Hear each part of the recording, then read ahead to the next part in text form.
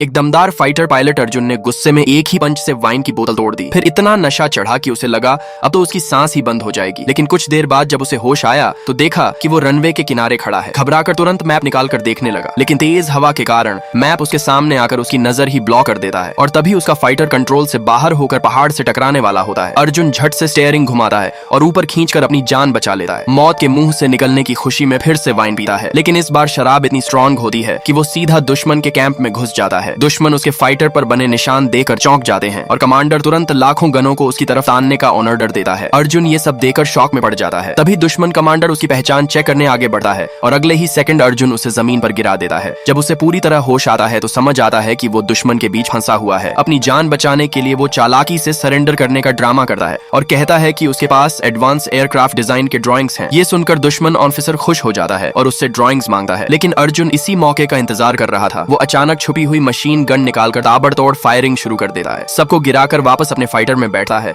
और वहां से उड़ जाता है। लेकिन थोड़ी ही दूर जाकर उसे समुद्र में एक बड़ा जापानी सबमरीन नजर आता है। उसी वक्त फेरिस व्हील पर बैठे दो बुजुर्ग उसे देख लेते हैं और तुरंत घर वालों को बुलाकर एक बड़ा तोप किनारे ले आते हैं। बुजुर्ग तेजी से निशाना सेट करता है, लेकिन उसकी बेटी उसे रोक देती है क्योंकि तोप सीधा उसके बेडरूम की तरफ सेट हो गया होता है। 2 साल से ज्यादा की मेहनत के बाद आखिरकार बुजुर्ग बेटी को वहां से हटाता है और तोप चला देता है। एक जबरदस्त शॉट निकलता है जो सीधे सबमरीन की तरफ जाता है, लेकिन रिकॉइल से बुजुर्ग कई किलोमीटर दूर जा गिरता है और उसका घर पूरी तरह तबाह हो जाता है। फिर भी वो हार नहीं मानता और दूसरी जगह जाकर फिर से सेटअप करने लगा है, लेकिन तभी गाड़ी कंट्रोल खोकर बाकी घरों से टकरा जाती है। उधर जापानी गुस्से में काउंटर अटैक की तैयारी करते हैं। तभी एक भालू अचानक बिजली बंद करके फेरिस व्हील की लाइट ऑन कर देता है। जापानी उसी पर निशाना लगाकर फायर करते हैं और फेरिस व्हील गिर जाता है। फिर वो टॉर्पीडो छोड़ते हैं और समुद्र में जोरदार धमाका होता है। उन्हें लगता है जीत गए, लेकिन अगले ही पल एक टैंक सामने आ जाता है जिसे देखकर वो डर के मारे समुद्र में कूद जाते हैं। और अगली सुबह जब सूरज निकलता है तो पूरी रात की लड़ाई के बाद गांव वाले दुश्मनों के कैंप में घुसकर चिकन लेग्स चुरा लेते हैं। लाइक सब्सक्राइब कर देना, भगवान आपको बहुत खुशी देगा।